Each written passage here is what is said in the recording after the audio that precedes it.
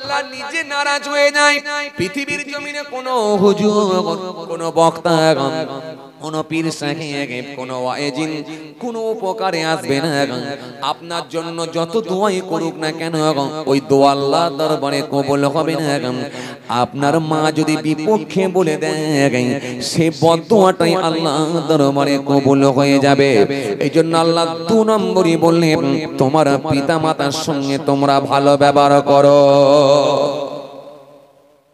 সূরা তওবার মধ্যে আল্লাহ বললেন তোমরা পিতা মাতার সঙ্গে এমন ব্যবহার করবে যেন উহু করে আওয়াজ না দেয়। উহু করে আওয়াজ যদি দিয়ে দেয়, তোমার উপরে যদি অতিষ্ঠ হয়ে যায়, উহু করে আওয়াজ দিয়ে দেয়, তাহলে মনে রাখবে তোমার আখিরাত বরবাদ হবে। এজন্য আল্লাহ বললেন কি তোমার পিতা মাতার সঙ্গে ভালো ব্যবহার করতে হবে। এটা 2 নম্বরই। এরপরে কি ওয়াবুদুল্লাহ ওয়ালা তুশরিকু বিহি শাইয়্যা ওয়া বিল ওয়ালিদাইনি ইহসান ওয়া বিযিল কুরবা ওয়াল ইয়াতামা ওয়াল মাসাকিন ওয়া বিযিল কুরবা। তোমার আত্মীয়দের সঙ্গে ভালো ব্যবহার করো। এটাও কিন্তু খুব সেনসিটিভ জায়গা। আজকে যদি আপনি একবার তাকিয়ে দেখেন খালাতো ভাই মিল নাই, আছে না নাই? কথা বলতে হবে তো, আছে না নাই? নেই আছে? খালাতো ভাই মিল নাই, মামাতো ভাই ফুফুতো ভাই মিল নাই, চাচতো ভাই মিল নাই, কথা বলে না, চাচা ভাই মিল নাই, এমন কি ভাই মিল নাই, এমন কি বাপ বেটাতেও মিল নাই। আমাদের সমাজে এরকম ঘটনা ঘটছে কি ঘটেনি? কথা বলে ঘটছে কি ঘটেনি? ঘটছে। এই জন্য আল্লাহ সুন্দর করে বললেন তোমার আত্মীয়দের সঙ্গে রক্তের সম্পর্ক, তাদের সঙ্গে তোমরা ভালো ব্যবহার করবে, তাদের সঙ্গে যেন খারাপ ব্যবহার করো না। রাসূল হাদিসের মধ্যে বলে দিয়েছেন 3 দিনের বেশি যেন মুমিনের সঙ্গে কথা বন্ধ রেখে দিও না, 3 দিনের বেশি যেন কথা বন্ধ করে দিও না। আমি রাসূলুল্লাহ বলি তোমার প্রতিবেশী তোমার আত্মীয় যেই হোক না কেন, আমি রাসূল বলি 3 দিনের বেশি কথা যেন বন্ধ করে দিও না। কি ওয়াজ শুনবেন আপনি? বগলটা চাগিয়ে দেখেন না, সব ইট ভরা, সব ভেতরে ইট, আমাদের সব ভেতরে ইট। বাপ বেটাই মিল নেই, চাচা ভাইপোই মিল নেই, ভাইয়ে মিল নেই, প্রতিবেশীর সঙ্গে মিল নেই। ঘর থেকে বেরোচ্ছে গাড়ি চাপছে, বাজারে বেরিয়ে যাচ্ছে, আসছে গাড়ি ঢোকাচ্ছে, পাশের বাড়ির সঙ্গে কথা নেই, পাশের বাড়ির সঙ্গে কথা নেই। কি হবে? কি হবে? জান্নাতে যাবেন যে, আমরা যে জান্নাতে যাব কি করে হবে? এই সার্কেল তো আপনাকে বুঝতে হবে। শরীয়তের তো একটা সার্কেল আছে, এর ভেতরে থাকতে হবে তো। আমার আসেন, ভুল বুঝবেন না, রাগ করবেন না, খুব ঠান্ডা করে নেব যে। এই জন্য রব্বুল আলামিন আল্লাহ কোরআনে কারীমের মধ্যে সুন্দর আয়াত দিয়েছে, ইন্নাল্লাহা ইয়া'মুরুকুম আন তু'আদ্দুল আমানাতি ইলা আহলিহা ওয়া ইযা হাকামতুম বাইনান নাস আন তাহকুমু বিল 'আদলি ইন্নাল্লাহা নি'মা ইউ'ইযুকুম বিহি ইন্নাল্লাহা কানা সামিয়াম বাসীরা। আল্লাহ সুন্দর করে জানিয়ে দিলেন, সুন্দর করে বললেন তোমরা আমার নির্দেশ মেনে নাও। ইন্নাল্লাহা ইয়া'মুরুকুম আন তু'আদ্দুল আমানাতি ইলা আহলিহা ওয়া ইযা হাকামতুম বাইনান নাস আন তাহকুমু বিল 'আদলি ইন্নাল্লাহা নি'মা ইউ'ইযুকুম বিহি ইন্নাল্লাহা কানা সামিয়াম বাসীরা। আল্লাহ সুন্দর করে বললেন তোমরা আমার নির্দেশ মেনে নাও। আমি আল্লাহ বলি পাওনাদারের মালটা বুঝিয়ে দাও। তুমি বাপ হয়েছো, তোমার 4টে ছেলের হক তুমি বুঝিয়ে দাও। তুমি বাপ হয়েছো, তোমার 2টো মেয়ের হক তুমি বুঝিয়ে দাও। তুমি দাদু হয়েছো, তার হক বুঝিয়ে দাও। তোমার বাপ নাই, তুমি বড় ভাই হয়েছো, ছোট ভাইদের হকগুলোকে বুঝিয়ে দাও। পাওনাদারের মাল তুমি বুঝিয়ে দাও।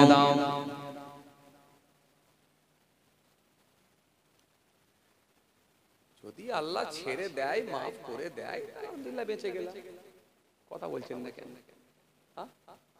আজ যদি বলে অঙ্ক বুঝে নেব, ওই হাজি সাহেব তুই তো বড় ভাই হয়েছিলিস, তো ছোট ভাইকে দুবাইয়ে কাজে পাঠিয়েছিলিস, মনে আছে? তোর বাপ মরে গেছিল, মনে আছে? মনে আছে? তো ছোট ভাইকে দুবাইয়ে কাজে পাঠিয়েছিস, মনে আছে? হ্যাঁ মনে আছে। লাখ লাখ টাকা ইনকাম করে পাঠিয়েছিল, বড় বড় বাড়ি করেছিস, মনে আছে? মনে আছে। মনে আছে? হ্যাঁ মনে আছে।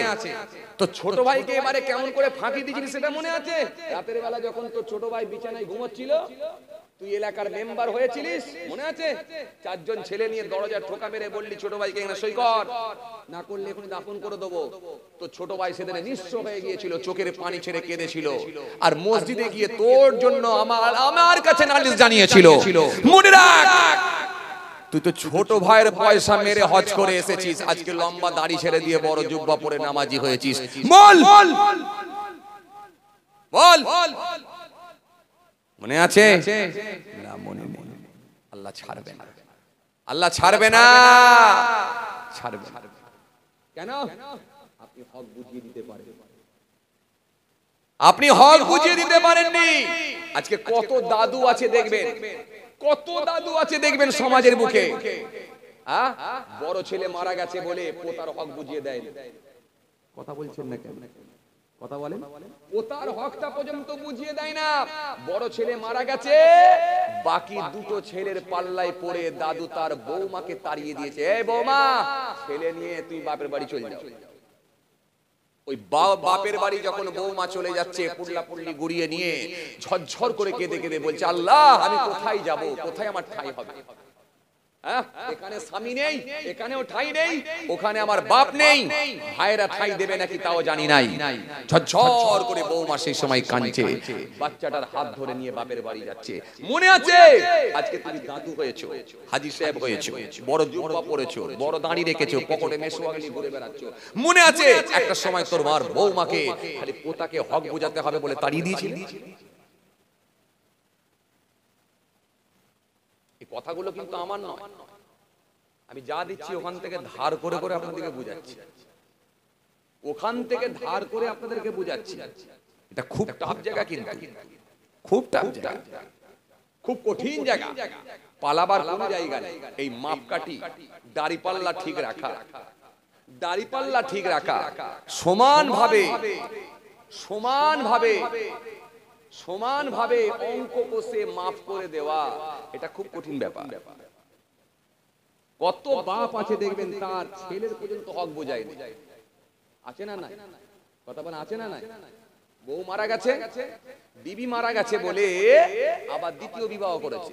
দ্বিতীয় বিবাহ করেছে যখন, ওই পক্ষের বইয়ের তিনটে ছেলে, কিন্তু প্রথম পক্ষের বইয়ের একটা ছেলে ছিল। এই দ্বিতীয় পক্ষের বিবির যখন তিনটে ছেলে বড় হয়ে গেল, তিনটে ছেলে বড় হয়ে যাওয়ার পর তার মাকে দিয়ে বুঝিয়ে বুঝিয়ে বুঝিয়ে বুঝিয়ে সমস্ত জায়গা তাদের তিন ভাইয়ের নামে রেকর্ড করে নিল, তিন ভাইয়ের নামে রেকর্ড করে নিল। আর বড় ভাই ছিল ওই পক্ষের বলে তাকে ফাঁকি দিয়ে দিল। এরকম লোক আছে? কথা বলছেন না কেন? আছে, আছে, আছে। কত বাপ ধরা খেয়ে যাবে, পালাবার কোনো জায়গা নাই, কোনো জায়গা নাই। ফামাই ইয়ামাল মিসকালা যাররাতিন খায়রান ইয়ারা ওয়া মাই ইয়ামাল মিসকালা যাররাতিন শাররান ইয়ারা। পালাবার কোনো জায়গা নাই, খুব কঠিন ব্যাপার, খুব কঠিন ব্যাপার। ভাইরা মা, বন্ধুরা আমার, সাথী মহব্বতের ভাইরা, কত নেতা ধরা খায়, কত নেতা। কারা বলেন তো? ওই দাঁতে যখন কাঠি মারতে মারতে যখন গ্রামে বিচার করতে যেত, গ্রামে যখন সালিসি বসানো হতো, ওরা বিচার করতে যেত দাঁতে কাঠি মারতে মারতে। গ্রামে কিছু নেতা আছে দেখবেন, এরা বিচার করতে যায়। বিচার করতে গেলে দেখবেন আগে গিয়ে দেখে যার বিরুদ্ধে বিচার হচ্ছে ওটা আমার দলের লোক নাকি, আগে দেখে নেয়। দলের লোক হলে আলাদা বিচার, কথা বলে না। দলের লোক হলে আলাদা বিচার, আর যদি দলের লোক না হয় তাহলে অন্যরকম বিচার। আবার পয়সা যদি দিয়ে দেয় তাহলে আবার আলাদা বিচার, পয়সা না দিতে পারলে আর এক রকমের বিচার। এই লোক আছে না? না আছে। কোরআন তাই স্পষ্ট ঘোষণা দিয়েছে, ওয়াতুল ইয়াতামা আমওয়ালাহুম ওয়ালা তাতাবাদদালুল খাবিসা বিত-তাইয়্যিব ওয়ালা তাআকুলু আমওয়ালাহুম ইলা আমওয়ালিকুম ইন্নাহু কানা হুবান কাবীরা। কোরআন তাই স্পষ্ট ঘোষণা দিয়েছে, পালাবার কোনো জায়গা নেই, কোন জায়গা নেই পালাবা। ভাইরা মা, এই ফাইসাল্লাহ, এই আদল, এই বিচার, ফাইসাল্লাহ, ইনসাফ, এই জায়গার মাপকাঠি ঠিক রাখা খুব কঠিন, খুব কঠিন।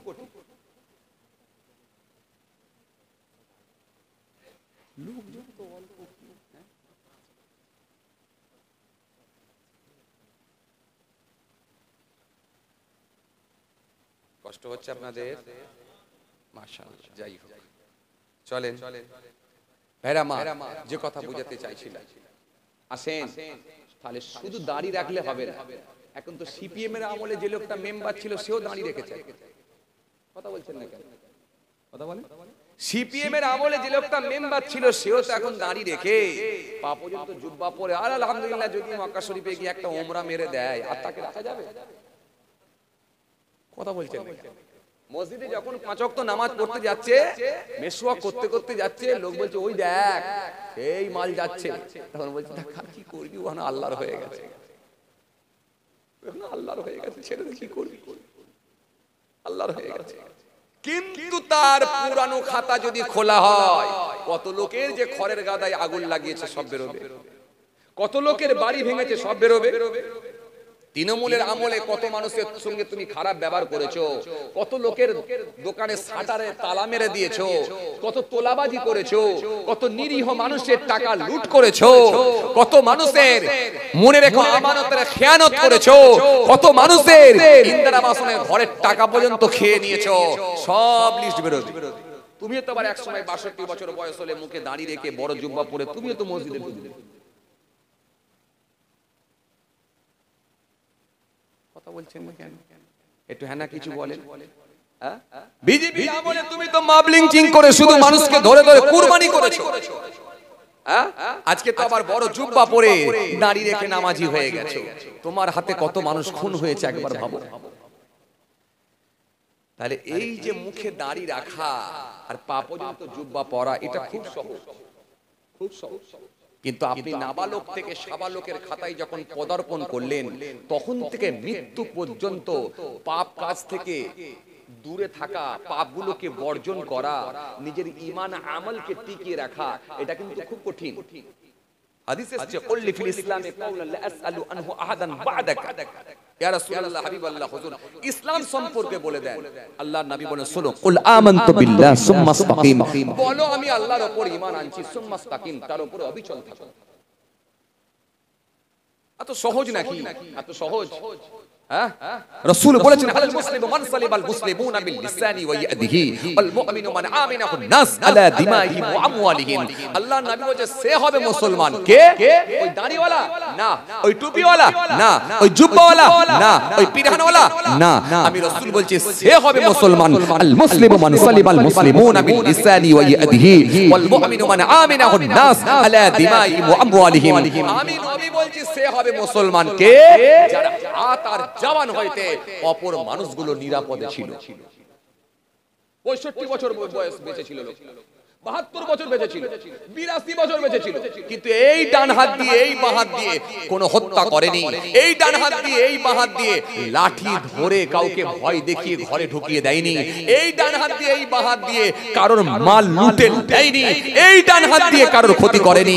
জবান দিয়ে কোনো কড়া কথা বলে গরিব মানুষের চোখ দিয়ে পানি ঝরিয়ে দেয়নি। হাত আর জবান থেকে মানুষ নিরাপদে ছিল। কি হবে? কি হবে?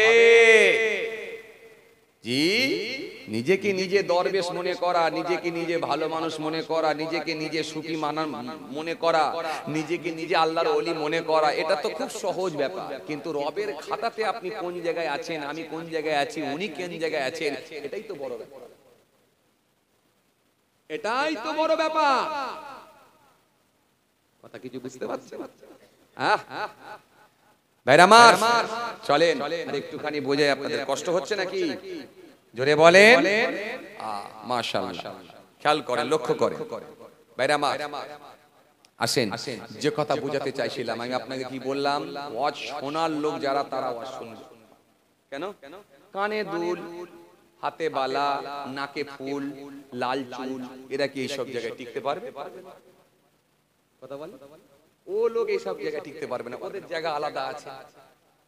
যেটা প্রথমে কি বলেছিলাম, এক একজনের খাবার এক এক রকম, পছন্দ এক রকম, প্রত্যেকের রুচি সমান নয়, ভিন্ন ভিন্ন, আলাদা আলাদা, চিন্তা ভাবনা আলাদা আলাদা। এই জন্য ওয়াজ শোনার লোক আলাদা, শোনার লোক আলাদা, মানার লোক আলাদা, দেখার লোক আলাদা, জি সব আলাদা। আসেন, যে কথা বুঝাতে চাইছিলাম, এই জন্য নাম্বার 1 আমাদের প্রত্যেকের প্রথমে আল্লাহর ভয় ঢুকাতে হবে, তবে আপনি সমস্ত পাপ কর্মগুলো থেকে বিরত থাকতে পারবেন, এই পাপগুলোকে আপনি প্রত্যাহার করতে পারবেন।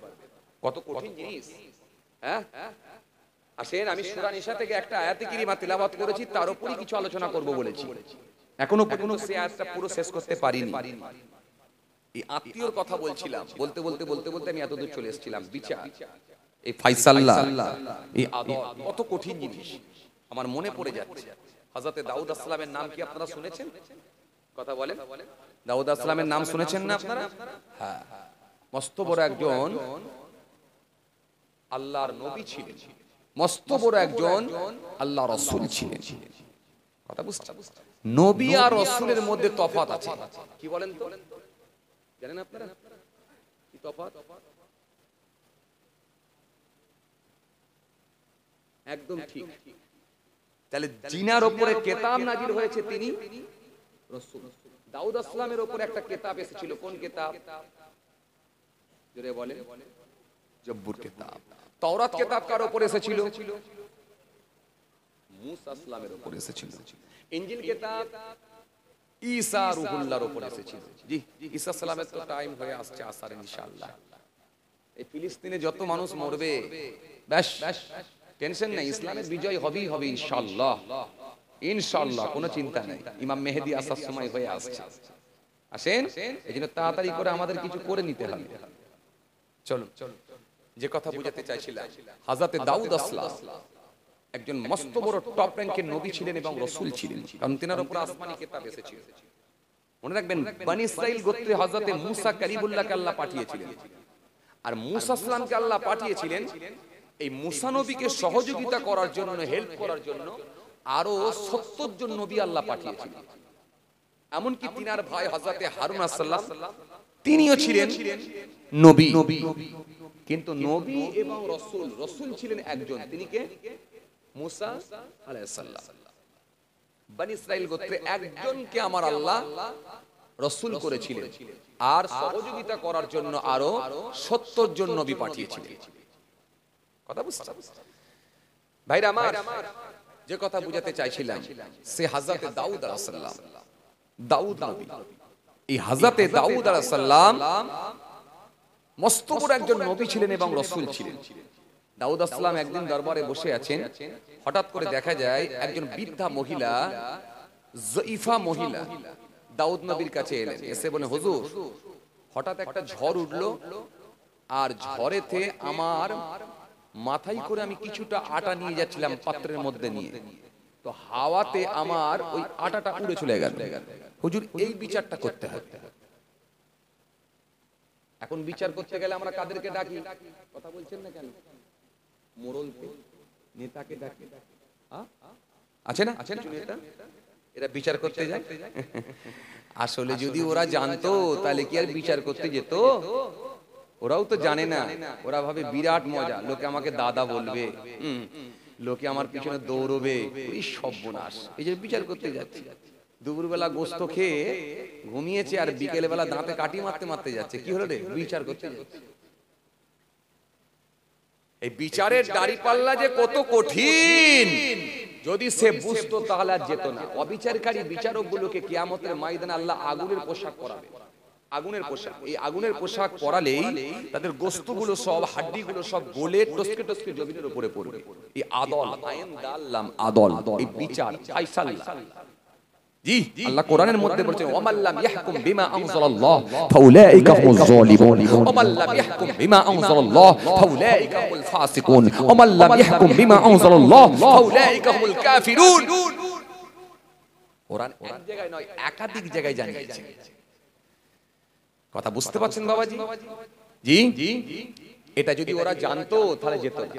আমাদের সমাজে তো কিছু মানুষ আছে, দেখবেন আমাদের সমাজে কিছু মানুষ আছে, দেখবেন এরা হলো সমাজের নেতা, যা কথা বলে সব দেখেন, বললেই দেখেন, কথা বললেই বলে মিথ্যা। এদের চেহারা ভালো, ড্রেস ভালো, গলার আওয়াজ ভালো, মানুষকে দেয় প্রতিশ্রুতি, কাছে গিয়ে দেখবেন লোকগুণ নয় খাঁটি, আমানতের খেয়ানত করে, অঙ্গীকার করলে ভঙ্গ করে, কথাই কথাই মিথ্যা বলে। মুনাফিক তো এদের কি বলেন? মুনাফিক কারা জানেন আপনারা? কারা বলেন তো?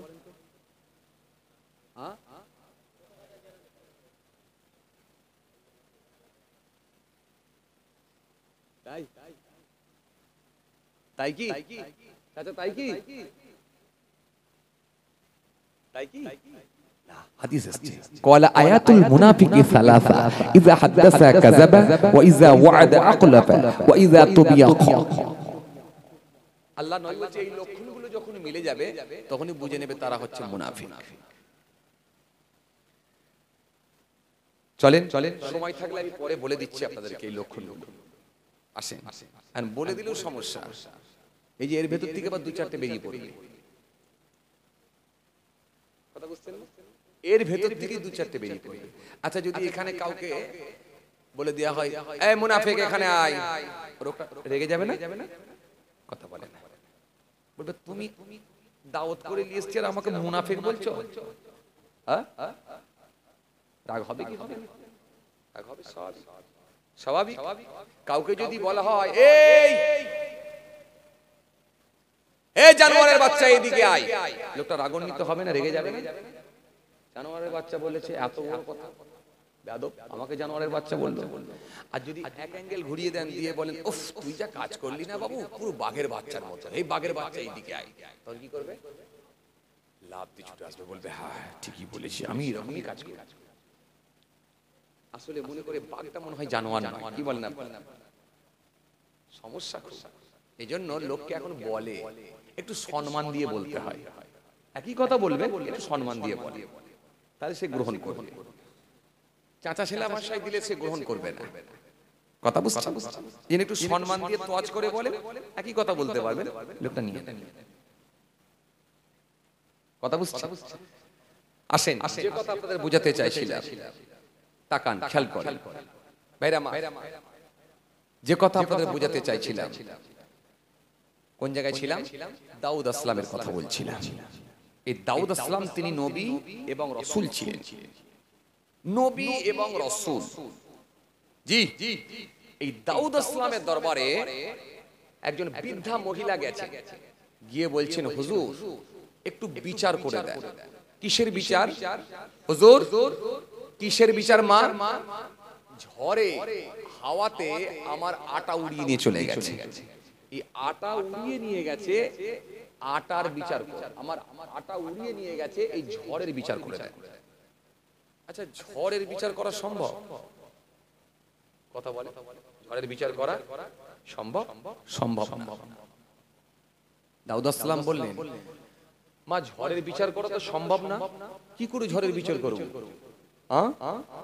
ঝড় তোমার আটা উড়িয়ে নিয়ে গেছে, এক কাজ করো, আমি তোমাকে ক্ষতিপূরণ দিচ্ছি, রাজদরবার থেকে তোমাকে আটা দিচ্ছি, এই আটা নিয়ে চলে যাও, তুমি সন্তুষ্ট হও। আটা দিয়ে দিয়েছে, এখন বুড়ি ওই আটা নিয়ে চলে যাচ্ছে। আটা নিয়ে যেতে যেতে কিছুটা যাওয়ার পরে হযরতে সুলাইমান হুজুরের সঙ্গে দেখা। সুলাইমান নবী কে ছিলেন? দাউদ আসলামের ছোট সাহেবজাদা। তিনি কিন্তু রাসূল ছিলেন না, তিনি ছিলেন নবী। তেনার উপর আসমানি কিতাব আসেননি, এই জন্য তিনি ছিলেন নবী। কিন্তু নবী খুব টপ র্যাঙ্কের নবী ছিলেন এবং খুব দূরদৃষ্টি সম্পন্ন নবী ছিলেন এবং খুব বিচক্ষণ নবী ছিলেন, খুব বিচক্ষণ মানুষ ছিলেন। একসময় আল্লাহ রাব্বুল আলামিন জিজ্ঞাসা করলেন, সুলাইমান বলো তুমি কি নেবে? পরীক্ষা করলেন আল্লাহ, কি নেবে সুলাইমান বল? ইলম নেবে না রাজ্য নেবে? দুটোর মধ্যে একটা দেবে। সুলাইমান নবী একটু চিন্তা করে দেখলেন, যদি আমি বলি যে রাজ্য নেব, এলাকার মানুষ সবাই আমাকে রাজা মশাই বলবে, কিন্তু যদি আমার মধ্যে ইলম না থাকে আমি আমার মাবুদকে তো চিনতে পারবো।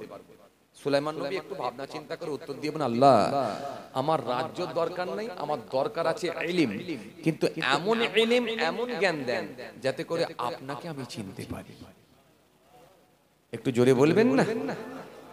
আল্লাহ খুশি হয়ে গেলেন, খুশি হয়ে গিয়ে বললেন, খুশি হয়ে গিয়ে রাজি হয়ে গিয়ে বললেন, সুলাইমান আমি আল্লাহ তোমার উপর খুশি হয়ে গিয়ে দুটোই তোমাকে দান করে দিয়েছি, রাজ্যও দিলাম, ইলমও দিলাম। কিন্তু মনে রেখো, এমন ইলম, এমন জ্ঞান দিলাম, পৃথিবীর সমস্ত প্রাণীর ভাষা পর্যন্ত তুমি বুঝতে পারবে। এমনকি ছাগল ম্যা ম্যা করে কি বলে তাও বুঝবে, গরু ব্যা ব্যা করে কি বলে তাও বুঝবে, একটা একটা একটা বিড়াল ম্যাও ম্যাও করে কি বলে তাও বুঝবে। আমি আল্লাহ সেই জ্ঞান দিয়েছি, এমনকি পিঁপড়ের ভাষা পর্যন্ত সুলাইমান নবী বুঝতে পারতেন। আল্লাহু আকবার। পৃথিবীর সর্বপ্রথম যিনি হাওয়াতে উড়ে উড়ে গিয়েছিলেন তিনি হলেন হযরত সুলাইমান আলাইহিস সালাম। একটা দুটো মানুষ না, 1200 মানুষকে নিয়ে উড়ে উড়ে গিয়েছিলেন। আপনি তাফসীর যদি পড়েন পেয়ে যাবেন। আজকে তো মানুষ হেলিকপ্টার বানাতে শিখেছে, ড্রোন বানাতে শিখেছে, রকেট বানাতে শিখেছে, এরোপ্লেন বানাতে শিখেছে, কিন্তু সুলাইমান নবীর তক্তা যে হাওয়াতে উড়ে যেত এক জায়গা থেকে আরেক জায়গায়, এই সুলাইমান নবীর তক্তা ওড়ার আগে কিন্তু কেউ হেলিকপ্টার, ড্রোন, এরোপ্লেন, রকেট বানাতে পারেনি। যা কিছু হয়েছে সব আল্লাহর কোরআনকে ধার করে, আর সব আল্লাহর কোরআনকে ধার করে সুলাইমান নবীর তক্তাকে ফলো করে। পৃথিবীর সর্বপ্রথম যিনি নৌকা বানিয়েছিলেন তিনি হলেন হযরতে নূহ আলাইহিস সালাম। নূহ নবীর আগে কিন্তু কেউ লঞ্চ, স্টিমার, বোট, জাহাজ বানাতে পারেনি। যা কিছু বানানো হয়েছে সব নূহ আলাইহিস সালামের নৌকাকে ফলো করে, আল্লাহর কোরআনকে ফলো করে। এই আজকে আমি যখন সকালে আসছি ফিরে, আমি গতকালকে মুর্শিদাবাদে ছিলাম, মুর্শিদাবাদ থেকে ফিরলাম, বর্ধমান গিয়ে যেতে হয়, কালনা বলে একটা জায়গা আছে, আপনাদের জানা আছে জি, ওই রোড ধরে আসছিলাম, ঘাট পার হতে হলো, কথা বুঝছেন তো? আমাকে বলছে আপনাকে গাড়ি পার করতে হবে। আমি সে কি রে ভাই, গাড়ি কি করে পার করবো, এত বড় গাড়ি? বুঝছেন না, গাড়ি সব পার হয়ে যাবে না, গাড়ি পার করা যাবে না, চলো অন্য রোড ধরো। অন্য রোড ধরে আমরা অন্য রাস্তা দিয়ে যাবো, গাড়ি টাড়ি পার করবো না। কথা বুঝতে পারছেন? কিছুটা যাওয়ার পরে ফের লোককে জিজ্ঞাসা করছি, আচ্ছা নদী না পার হয়ে এমনি কোনো রাস্তা পাওয়া যাবে না?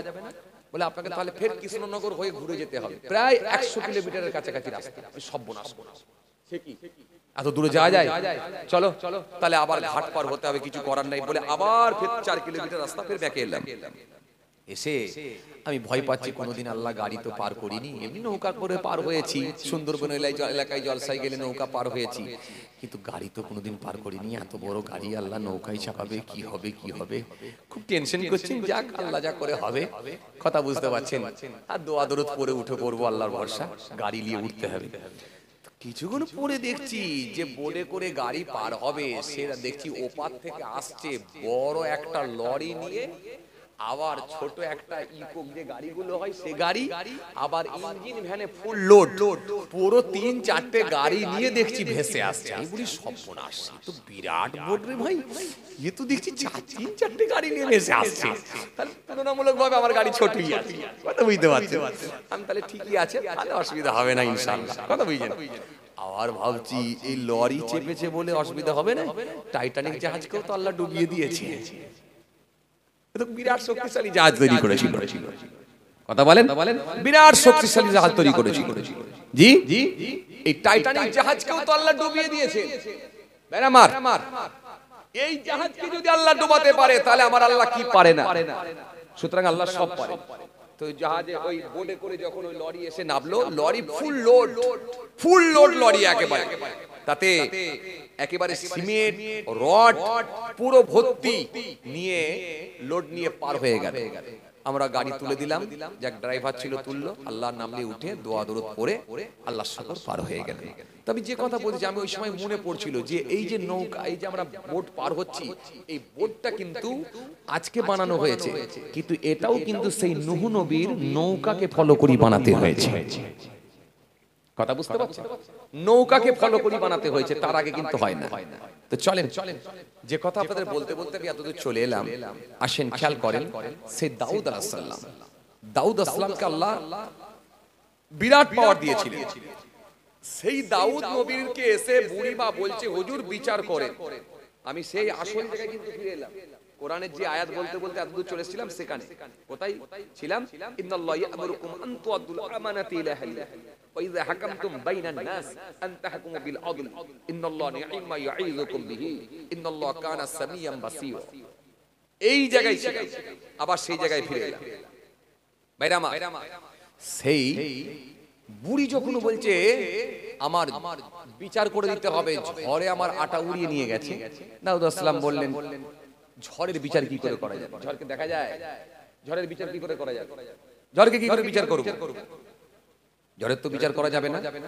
তুমি এক কাজ করো, রাজ দরবার থেকে তোমাকে ক্ষতিপূরণ দিচ্ছি, এই আটা নিয়ে তুমি চলে যাও, শান্তি হও।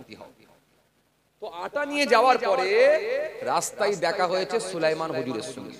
সুলাইমান বললেন কোথায় গিয়েছিলেন? হুজুর আমি আব্বাজানের কাছে গিয়েছিলাম। কেন? হঠাৎ করে একটা ঝড় উঠে আমার আটা উড়িয়ে নিয়ে চলে গেছে, আর এই বিচারটা, এই ফাইসাল্লাটা আপনার আব্বাজানের কাছে গিয়েছিলাম করার জন্য।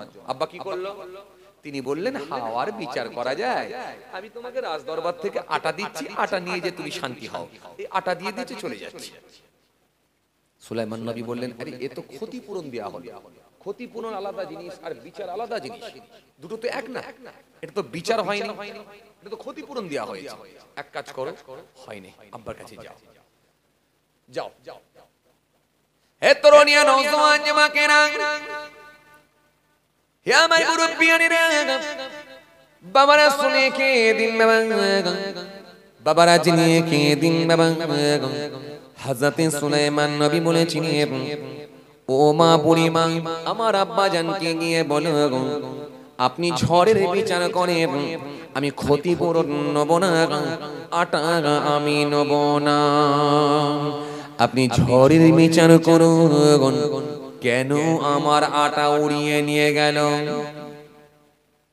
এই জন্য বিচার করতে হলে দুপক্ষ কি ডাকতে হয়? কথা বলে। কিন্তু আমাদের সমাজে এমন নেতা আছে দেখবেন দুপক্ষর কথা শোনেই না। এমনও মানুষ আছে যদি দেখে আমার দলের কর্মী তাহলে তো কোনো কথাই নাই, যা করেছে ঠিক করেছে, যা করার তুই করেলে বলে তাকে চালিয়ে দেয়।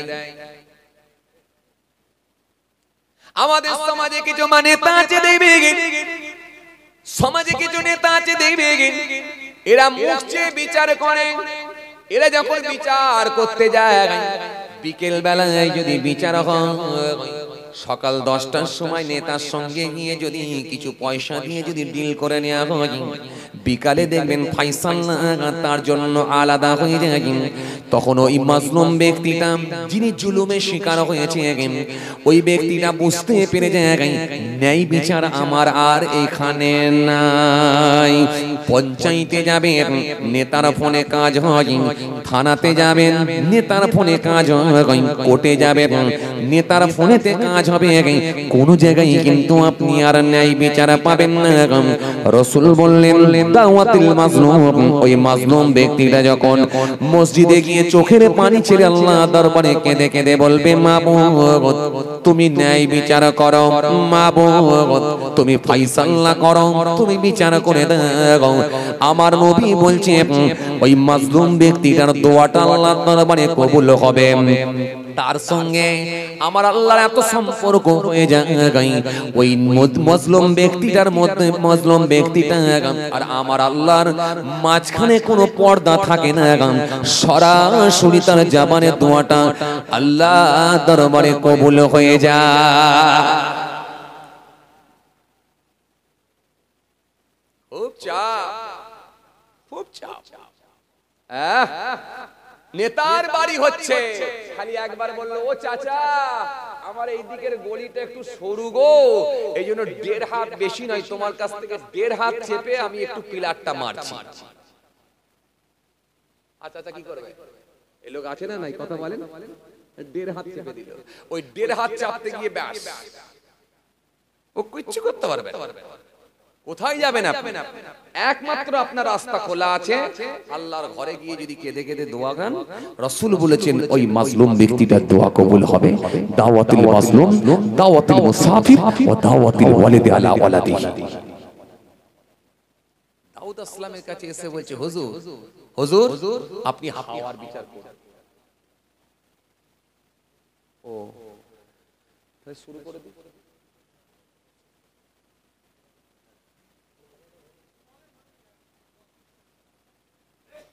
বলতে গেলে তো আবার সময়ও লেগে যাচ্ছে, লোকজনও তো কম নাকি।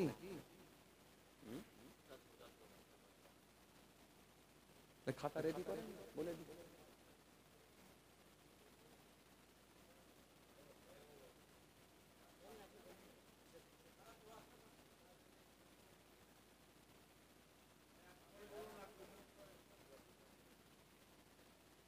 যাই হোক বাবাজি আমার ভাইরা আসেন, খেয়াল করেন ভাইরা, মা বন্ধুরা, আমার সাথী মহব্বতের ভাইরা, এই যে আপনাকে বুঝাতে চাইছিলাম, এই জান্নাতে যেতে হলে শরীয়তের মাপকাঠি আপনাকে ঠিক রাখতে হবে। এর সার্কেল কিন্তু অনেক বড়। শুধু যা খুশি তাই করে বুড়ো বয়সে দাড়ি ছেড়ে দিয়ে আর পা পর্যন্ত জুব্বা পড়লি জান্নাতি হয়ে গেছি মনে করলে, এই জন্য আপনাকে কি বলেছিলাম, আল্লাহ মাপ যদি করে দেন আলহামদুলিল্লাহ, আর যদি বলে অঙ্ক বুঝে নেবো তাহলে কিন্তু অবস্থা খুব খারাপ, খুব খারাপ। আল্লাহর আইন যতটা সহজ ততটাই কঠিন, এটা মনে রাখতে হবে। কিছু মৌলী সাহেব আছে দেখবেন খালি বলে, বাবা যা খুশি তাই করেছো তো আল্লাহর কাছে মাফ চেয়ে নাও, সব গুনাহ মাফ হয়ে যাবে। হ্যাঁ, এটা খুব সহজ ব্যাপার, এটা খুব সহজ, কিন্তু আইন কিন্তু ততটাই কঠিন। কেন? আদম আসলাম একটা করেছিলেন অন্যায়, কি বলেন তো, কি বলেন, গন্ধম ফল খেয়েছিলেন, আল্লাহ বারণ করেছিলেন। যাই হোক, যে কোনো কারণই হোক, শয়তানের প্ররোচনায় পড়ে হোক, যে কোনো কারণই হোক, তিনি গন্ধম ফলটা খেয়েছিলেন। আল্লাহ কিন্তু একদিন কাঁদিয়ে মাফ করেননি, 300 বছর কাঁদিয়েছিলেন, 300 বছর কাঁদিয়েছিলেন, এটা মনে রাখতে হবে। কোন কোন বর্ণনায় পাওয়া যায় 350 বছর কাঁদতে হয়েছিল। ইদ্রিস নবী অন্য কিছু করেননি, তার কওমের মানুষগুলো যখন তিনার কথা মেনে নেয়নি, ইদ্রিস নবী তো এই সময় তিনি ক্ষুণ্ণ হয়ে, তিনি ওদের উপরে বেজার হয়ে তিনি দেশ ত্যাগ করেছিলেন, তিনি তিনার এলাকা ত্যাগ করেছিলেন। এই এলাকা যখন ত্যাগ করে গিয়েছিলেন, এই ইদ্রিস নবী কি নৌকার উপরে চড়েছিলেন, আপনাদের জানা আছে। সেই নৌকা থেকে কোন কোন বর্ণনায় পাওয়া যায় নৌকা মাঝপথে গিয়ে আটকে গেল, নৌকা থেকে হুজুরকে ঠেলে ফেলা হয়েছিল। কোন কোন বর্ণনায় পাওয়া যায় হুজুর নিজে ঝাঁপ দিয়ে দিয়েছিলেন, দরিয়ার বিরাট মাছ এসে হুজুরকে গিলে নিয়েছিল, মাছের পেটে গিয়ে তাসবিহ পড়েছিলেন। কেউ কেউ বলেছেন যদি তাসবিহ না পড়তেন কিয়ামত পর্যন্ত তিনাকে ওই পেটের মধ্যে থাকতে হতো। এইজন্য চল তাসবিহ পড়েছিলেন বলে আল্লাহ maaf করেছিলেন, লা ইলাহা ইল্লা আনতা সুবহানাকা ইন্নী কুনতু মিনাজ জালিমিন।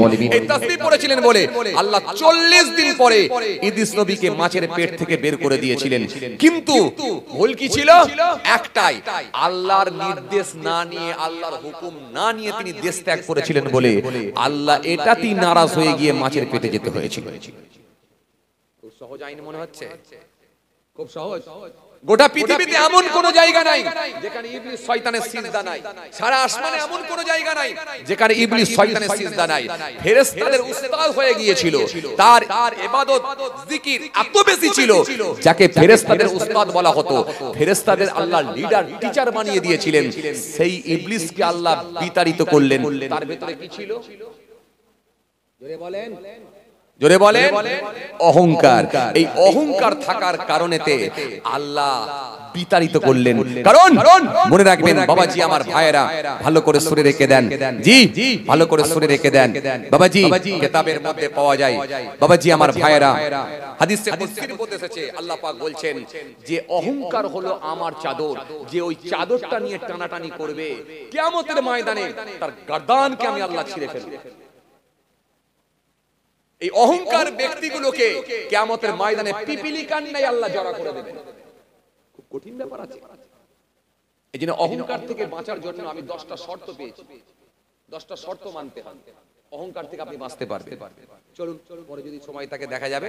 আসেন, যে কথা আপনাদের বুঝাতে চাইছিলাম ভাইরা আমার, তাহলে আইন কিন্তু খুব সহজ নয়। যদি আল্লাহ কাউকে maaf করে দেন সহজ ব্যাপার, আর যদি বলেন ধরে নেব তাহলে অবস্থা খুব খারাপ, অবস্থা খুব খারাপ। জি, এই জন্য আইন কিন্তু খুব সহজ নয়, এটা মনে রাখতে হবে। আসেন, এই জন্য পৃথিবীর জমিনে আল্লাহ ইবাদত করার নির্দেশ কেন দিয়েছেন? যদি কেউ নামাজ না পড়ে আল্লাহর কোনো ক্ষতি হবে না। যদি কেউ রোজা না রাখে আল্লাহর কোনো ক্ষতি হবে না। কিন্তু আল্লাহ বলছে ইবাদত করো। কেন? এই জন্য ইবাদত করো। কেন? ইয়া আইয়ুহান নাসু উবুদু রাব্বাকুমুল্লাযী খালাকাকুম ওয়াল্লাযীনা মিন ক্বাবলিকুম লাআল্লাকুম তাত্তাকুন। ইয়া আইয়ুহান নাস, হে মনুষ্য জাতি মানুষ সকল, উবুদু ইবাদত করো, জিকির করো। কি? উবুদু ইবাদত করো, জিকির করো। ইয়া আইয়ুহান নাসু উবুদু রাব্বাকুমুল্লাযী, রাব্বাকুম তোমার রবের, আল্লাযী যিনি, খালাকাকুম তোমাকে সৃষ্টি করেছেন, ওয়াল্লাযীনা মিন ক্বাবলিকুম তোমার পূর্ববর্তী মানুষদেরকে সৃষ্টি করেছিলেন। উদ্দেশ্য অন্য কিছু নয়, লাআল্লাকুম তাত্তাকুন যাতে করে তোমরা পরহেজগার, মুত্তাকি, খোদাভীরু হতে পারো। পৃথিবীর জমিনে যাতে করে তোমরা সংযতভাবে জীবন যাপন করতে পারো। তোমার কথাবার্তার মধ্যে মাপকাঠি এসে যাবে, তোমার হাঁটার মধ্যে মাপকাঠি এসে যাবে, তোমার চলাফেরার মধ্যে মাপকাঠি এসে যাবে। সবটাই কিন্তু আমি আল্লাহ আমার নির্দেশ মোতাবেক হবে। এই জন্য ইবাদত করার নির্দেশ। কথা বুঝছেন? ইবাদত করলে কি হবে? তোমার মাপকাঠিটা ঠিক থাকবে, তুমি পৃথিবীর জমিনে সঠিকভাবে জীবন যাপন করতে পারবে। আমার হুকুমগুলো ঠিকঠাক ভাবে মানলে কি হবে? পৃথিবীর জমিনে তুমি বাড়াবাড়ি করতে পারবে না, এতিমের মাল খেয়ে নিতে পারবে না, তোমার ভিতরে হিংসা থাকবে না, তোমার ভিতরে গীবত থাকবে না, মিথ্যা কথার উপরে তুমি পণ্য বিক্রি করতে পারবে না, তোমার মধ্যে রিয়া থাকবে না, তোমার মধ্যে বেপরদা থাকবে না, তুমি লোকের মানুষ আমানতের খেয়ালত করতে পারবে না, তুমি মিথ্যা কথার উপরে পণ্য বিক্রি করতে পারবে না, তুমি তোমার ছেলেকে দাঁড়িয়ে পেচ্ছাপ করবে এটা তুমি ছেড়ে দিতে পারবে না, তোমার ছেলে বেনামাজি হয়ে ঘুরবে এটা তুমি ছেড়ে দিতে পারবে না, তোমার বিবি বেপরদা হয়ে ঘুরবে এটা তুমি মেনে নেবে না। সুতরাং ইবাদত করলে কি হবে? তুমি পৃথিবীর জমিনে সংযতভাবে জীবন যাপন করতে পারবে। আমার নির্দেশগুলো মানলে কি হবে? তোমরা সঠিক পথের দিকে ধাবিত হতে পারবে। পৃথিবীর জমিনে কোনো গোলমাল, কোনো অন্যায় প্রতিষ্ঠিত হবে না যদি আমার নির্দেশগুলো মেনে নাও। কথা বুঝছেন? এই জন্য আল্লাহ ইবাদত করার নির্দেশ দিয়েছে। আর সেই ইবাদত করে যদি মুখে দাড়ি রেখে যদি পকেটে বিড়ি লিয়ে হয় কি হবে? কথা বলছেন না কেন? হবে? জুম্মার নামাজও পড়ছে, লোকের জবির আল কেটে কেটেও বাড়াচ্ছে, এ লোকও আছে, মাথায় টুপিও দিয়েছে, মাথায় বসে বসে খালি এ ভালো নাই সে ভালো নাই গীবত চালাচ্ছে। আছে জি, কথা বলেন, আছে না নাই? আছে। কোরআন শরীফের মধ্যে আল্লাহ সুন্দর করে বলেছেন, তোমরা গীবত করো না। কোরআন শরীফের মধ্যে আল্লাহ সুন্দর করে বললেন, ইয়া আইয়ুহাল্লাযীনা আমানু ইজতানিবু কাসীরাম মিনাজ যন্নি ইন্না বা'দা যন্নি ইসমুন। গীবত তো করা দূরের কথা, ধারণাও করো না, ধারণা পর্যন্ত করো না। সূরা হুজুরাতের মধ্যে আল্লাহ বললেন ধারণাও করবে না। কিন্তু এখন ধারণা করার লোক আছে না নাই? কথা কোন আছে না নাই? ওহ হাই রে হাই, আপনার বিয়াই মারা গেছে, আল্লাহ না করে ইন্তেকাল হয়ে গেছে, আপনি বিরাট টেনশনের মধ্যে পড়ে গেছেন, মনটা খুব খারাপ, হড়হড় করে চোখ দিয়ে পানি বেরিয়ে গেল, বাইকটা নিয়ে তাড়াহুড়ো করে বেরিয়ে বিয়াই বাড়ি চলে যাচ্ছেন।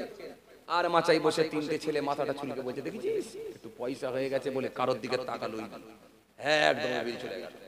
মুড দেখলি? কথা বলছেন না কেন? আপনি আপনার ছেলের বিয়ে দিয়েছেন, 20 দিন হয়ে গেল, 20 দিন পরে দেখা যাচ্ছে আপনার ছেলের বাড়িতে বা আপনার বাড়িতে আপনার ছেলের মামাতো ভাই একটা চকচকে মোটরসাইকেল নিয়ে, মামাতো ভাই এসেছে মানে ফুফুতো ভাইয়ের বাড়িতে আপনার ছেলে, তো আপনার ছেলে ফুফুতো ভাই সে বলল, ভাই তোর বাইকটা একবার দে তো, একটু ওই সামনে বাজারটার নাম কি, জলেশ্বর বাজারে একটু ঘুরে আসবে, একটু প্রয়োজন আছে। এই বাইকটা নিয়ে যখন বেরিয়ে গেল তখন তিনটে ছেলে দেখবেন ওই চায়ের দোকানে বসে বসে মাথা চুলকে বলছে, দেখছিস 20 দিন আগে বিয়ে করেছে, রাতের বেলা মোটরসাইকেল ঢুকেছে। আরে ও দাঁড়ি রেখেছে, যে ওর আব্বা দাঁড়ি রেখেছে না, ওর আব্বা নামাজ পড়ে না, ওরা ডুবে ডুবে খায় আর আমরা দেখিয়ে খায়, মাল সব একই জিনিস।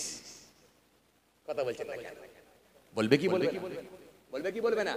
আসলে কিন্তু ওই বাইকটা কি ওর না, ওই বাইকটা ওর নয়, ওর মামার ভাই, ও চেয়ে নিয়ে গেছে একবার ঘুরতে চালাতে, তো অপরাধ কি? আপনি জানলেন না, শুনলেন না, একটা ধারণা করে ফেলবেন। এই ধারণা করে কত লোক জাহান্নামে যাবে। ছেলে খেলা কথা নাকি, অনেক কিছু শেখার ব্যাপার আছে।